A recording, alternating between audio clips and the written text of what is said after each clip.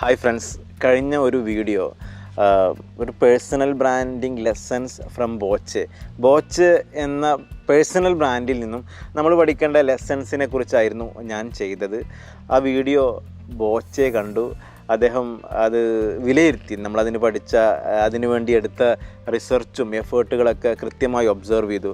ഒരിക്കലും ആ വീഡിയോയിൽ എവിടെയും അദ്ദേഹത്തെ വല്ലാതെ പുകഴ്ത്തി കൊണ്ട് നമ്മൾ സംസാരിച്ചിട്ടില്ല. പല സമയങ്ങളിലും അദ്ദേഹത്തിനുള്ളിലുള്ള ബിസിനസ്മാനെ നമ്മൾ പുറത്തു കൊണ്ടുവരിക കൂടി ചെയ്തിരുന്നു. എന്നിരുന്നാലും അദ്ദേഹം ആ വീഡിയോയെ കൃത്യമായി നിരീക്ഷിക്കുകയും അദ്ദേഹം അപ്രീഷിയേറ്റ് ചെയ്തു. അദ്ദേഹത്തെ കാണാനും അദ്ദേഹത്തിൻ്റെ ടീമിനുമായി കോർഡിനേറ്റ് ചെയ്യാനും ഇൻവൈറ്റ് ചെയ്തു. മാത്രവുമല്ല, അദ്ദേഹത്തിൻ്റെ എല്ലാ സോഷ്യൽ മീഡിയ പ്ലാറ്റ്ഫോമുകളിലും അദ്ദേഹം ഷെയർ ചെയ്തു. അപ്പോൾ ഈ വീഡിയോ തന്നെ അദ്ദേഹത്തോടുള്ളൊരു സിൻസിയർ ഗ്രാറ്റിറ്റ്യൂഡ് എക്സ്പ്രസ് ചെയ്യാൻ വേണ്ടിയിട്ടാണ്. Boche, thank you.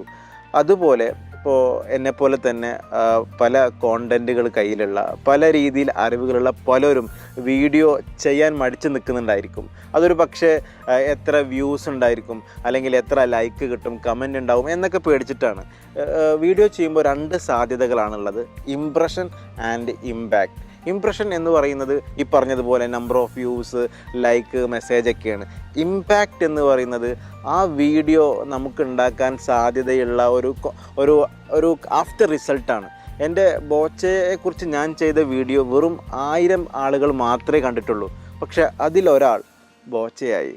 അതുണ്ടാക്കിയ ഇമ്പാക്റ്റ് എൻ്റെ പ്രൊഫഷണൽ ആൻഡ് പേഴ്സണൽ ലൈഫിൽ ഒരു ഹ്യൂജ് ഇമ്പാക്റ്റാണ്.